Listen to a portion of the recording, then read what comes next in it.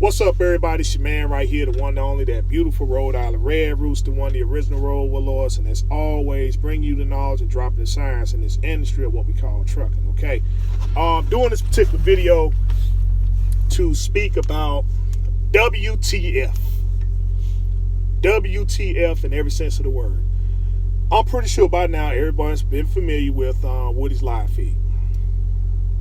You know, seeing Woody's Livefeed and stuff, and so, you know, it was an hour 35 minutes. I probably couldn't even get through. I made it through about 40 minutes, and then after that I had to cut it off because it was a lot of stuff that Woody said that wasn't making any sense to me. And being that I've been subscribed to Woody and stuff for at least 4 years now. It's stuff that he said, it just didn't make sense. You know, now I understand, you know, he gave his perspective on how his business and stuff failed, but you know, to me, he danced around this topic. And that was, what do you expect was going to happen if you got trucks over here and you paying anywhere from $800 to $1,100 a week for a truck note? A week. What do you expect going to happen with your business? Now I would think that he would learn this lesson, man. That's what he was saying, is that, you know, look, you know, the stuff that I did over there with Prime in order for me to get a truck. I know I got to start working on this. I got to start learning about, you know, business literacy and stuff, business credit, understanding tax and so on and so forth and stuff. So that's what I thought he was doing. So when he did that, when he dropped that video about trying to find a driver to get into that quality truck, I said, man, shoot, dude, you ain't gonna make it.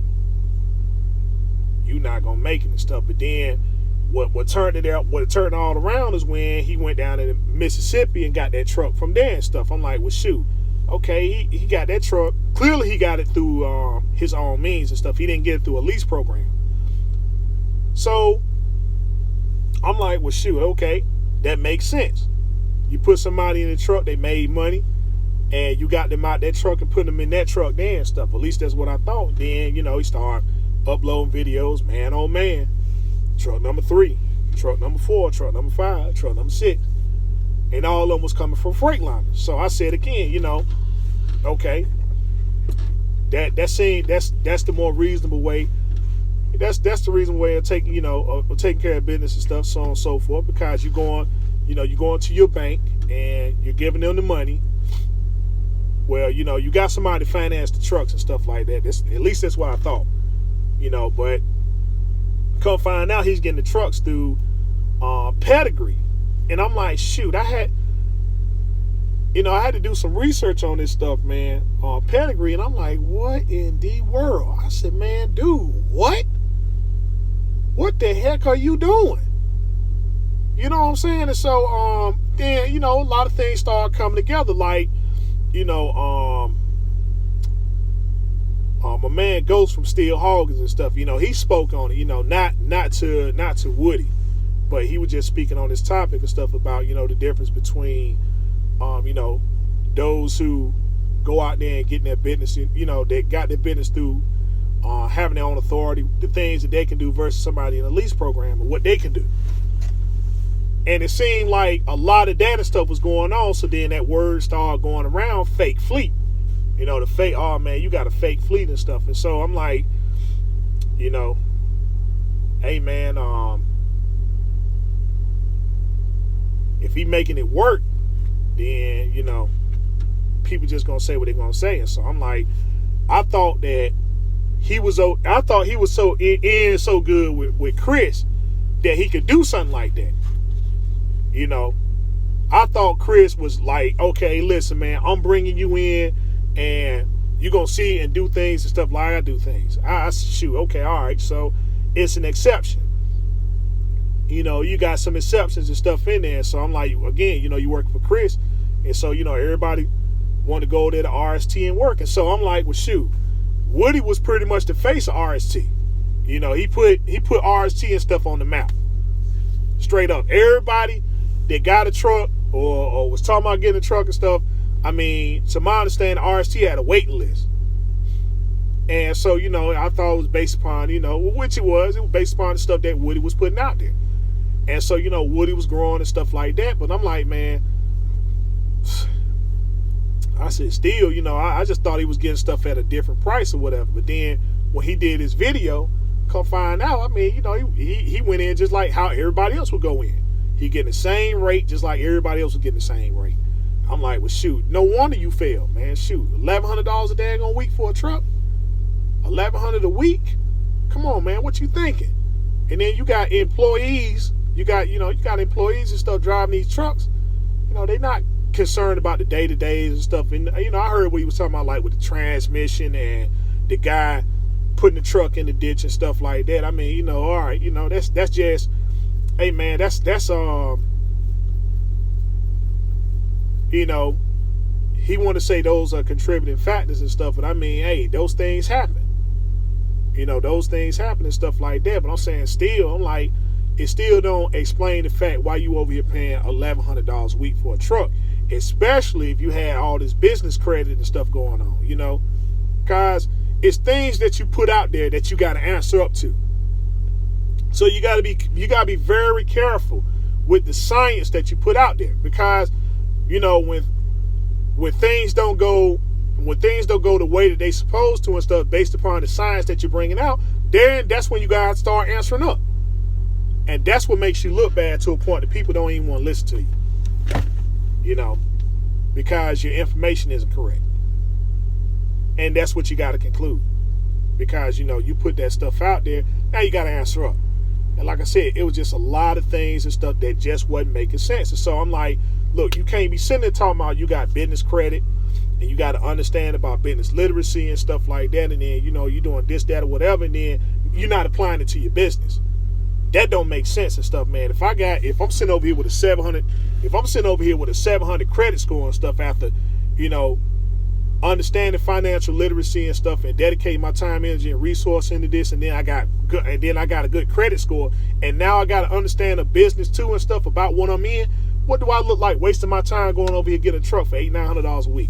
I don't need to be doing that. I don't need to be doing that and stuff, man. I mean, shoot, I can go right to the lot.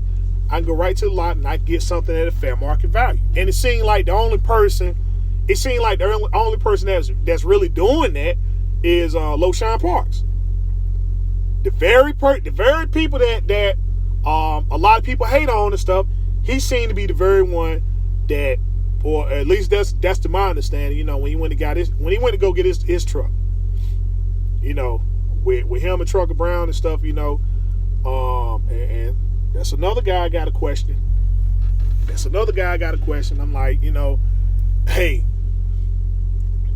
this your partner over here and stuff, and he go over there and get him a brand new truck, and this is what he had to put down and stuff, and then, you know, you over here represent E.D. and Cole, you know, and you went through his program and stuff like that to get an understanding of how things work, you know, financial literacy and stuff like that. And I'm pretty sure, you know, like I said, I mean, shout out to my brother E.D. and Cole and stuff. I'm pretty sure that this brother sat there, you know, after going through his programs, and then he probably laid a portfolio out for you and told you, okay, with you having this and this and this, right, you're able to go do this and this for your business. So, you know, it would be in your best interest to do these things. Now, it's not up to E.D. and Cole and stuff to guide somebody by the hand and say, okay, this what you better do. But I'm pretty sure that he gave him the game necessary for him to make the right moves and stuff financially. Because again, I'm not understanding why you got to go through a lease program to get a truck if you're talking about you got your credit and stuff, you know, at this certain level or whatever. I mean, I'm just saying, you know. But again, it seemed like to me the only one that had some sense in the matter was Lowshine. He went down there, he went through the bank, and he got his stuff on his own and stuff based upon his business credit. You know, he went that way. That's why I said about if you're going to finance a truck or whatever, then that's the person you need to follow. You know, if you talking about finance a truck, hey, you know, talk to Lowshine Parks. If you talking about getting a truck if you talking about getting the truck and stuff like the $15,000 flat top chasing Andrew, you need to be looking at him. Because I mean, he done laid down the game and stuff for free, pretty much. You know, you gonna finance a truck, then do it low shine way. You talking about getting the older piece of equipment, then go chasing Andrew way. Because, you know, the man that sat there and stuff, then got the truck that ran a year and stuff, and every time he turn around, he always doing upgrades to it. And so those upgrades are what's gonna keep him in business. And he making the money right back. He's saying, well, look, you know, hey, I ain't talking about getting no new truck, and I ain't gonna be caught up in this, that, or whatever and stuff like that. And so, you know, shoot, he out there, he doing his thing. He making the way. But, you know, same thing with low shine and stuff. I'm like, you know, hey, dude, he said he wasn't trying to own nothing. Hey, look, after this truck, I'm gonna go over here, I'm gonna get this truck, I'm gonna use it for so long, and then after that, I'm gonna turn it in and get me another one. So what does that prevent you from what does that prevent you from doing in the end? Okay. Sure, you're gonna always have your brand new truck, but that truck's gonna be under warranty, and you ain't gonna be sitting over here worrying about, you know, emission issues and all that other stuff. That kind. By the time those check engine lights and them MIL lights start popping up, it's time to trade that truck in and get me another one. You know. But I bet you he ain't paying no $800-900. Well, he ain't paying no $800-900 a week for his truck. But if he is and stuff, I mean, again, you know, based upon the work that he's doing, all that stuff is working in his favor. You know, $800-900 a week and stuff, but that's all encompassing. You talking about the warranties and all this other stuff here. Hey, look, I'm gonna take the truck over here. I ain't gotta kick out no more money out of my pocket. All this stuff is under warranty. You see what I'm saying? So, you know, look, I'm here, there, and everywhere. I'm over here in the East Coast, and then I'm going over here to the West Coast and stuff like that. You know, you're going to be out there, you're going to run, you might as well get you a new truck. If you're going to be out there, you're going to run, and your circumstance and stuff is based upon you, yourself, then, you know, yeah, that's the way you need to go. But, you know, like I said, I mean, just getting back to Woody's situation, like, dude, that just ain't making sense to me. Why are you going over here, buying trucks, getting these trucks and stuff, and then had to pay anywhere from $800 to $1,100 a week for a truck? You know, the other thing he was saying about company drivers and stuff making more money than the own operators, again, you know, yeah, based upon that premise there. But then there are other things that he didn't take into account. And I say, if you start breaking that stuff down, then, you know, of course, the own operator in the end is going to be the one that win the race. Because, you know, when you're in a business, it's like running a marathon. And, you know, when you run the marathon and stuff, you know, just because you're the first one off the line doesn't mean you're going to be the first one to cross the line. You know, a marathon, you just don't come, you know, when they shoot the gun or whatever and stuff and tell everybody to go, you know, the people that sit off and take off running and everything, them are typically, you know, your employees, your company drivers and stuff like that. They're going to be way ahead of the game and stuff at first, but then when they out of energy and they got to stop and catch their breath while you sitting there pacing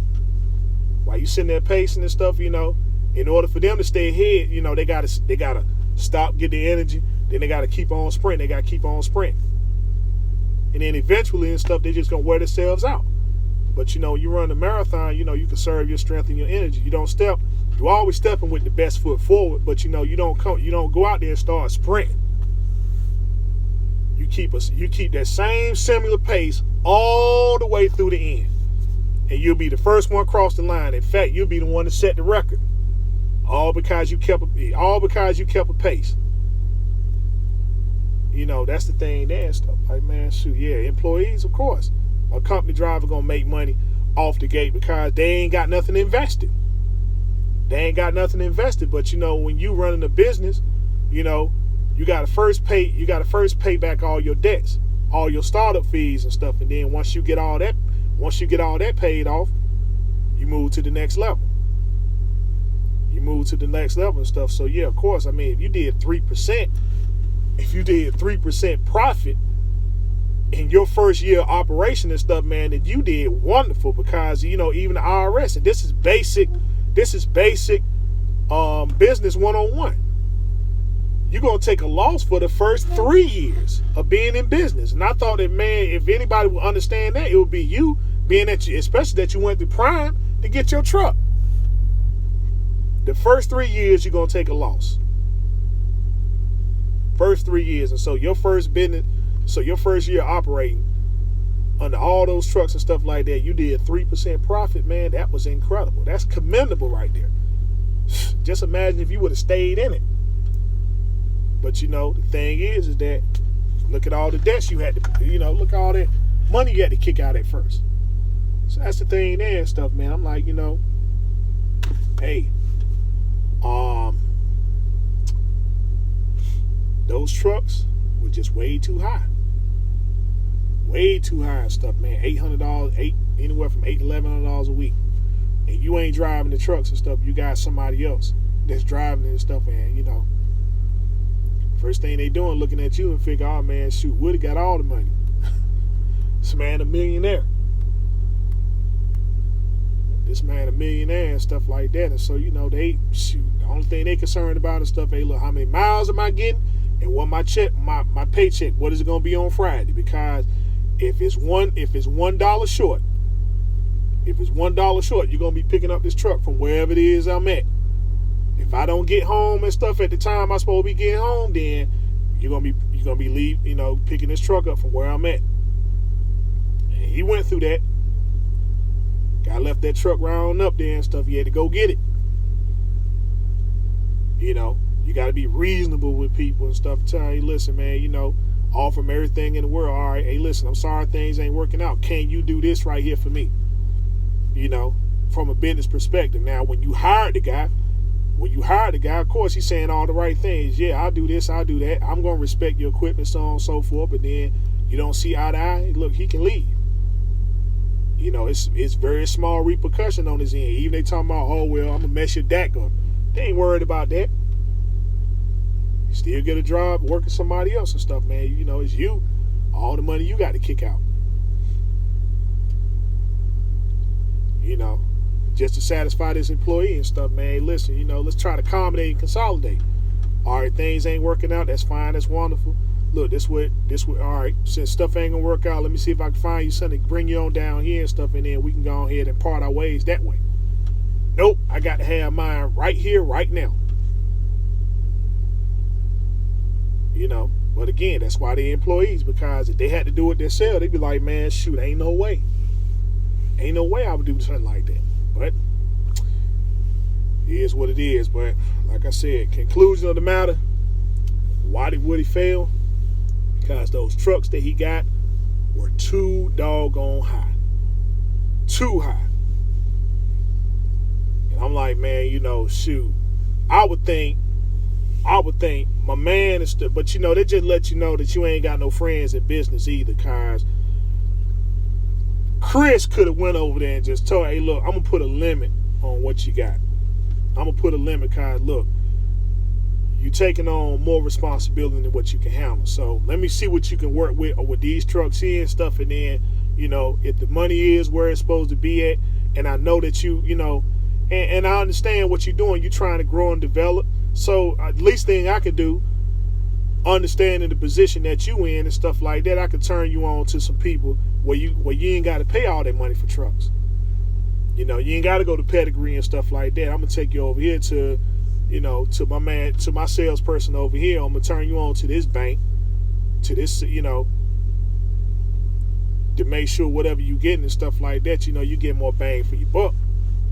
You ain't sitting there paying no $800-900 a daggone week for a truck, you know.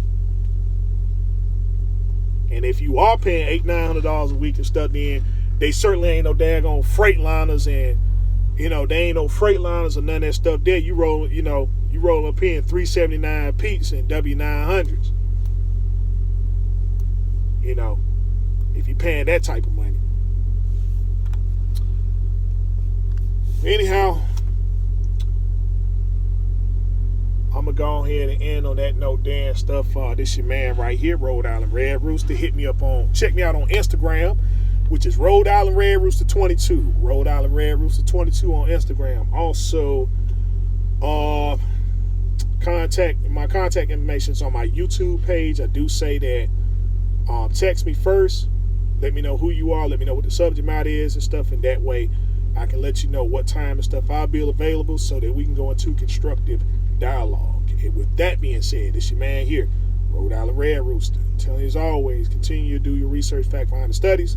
Harness on your skills every day. Until next time we talk, next time we meet, be safe, be easy, and peace out.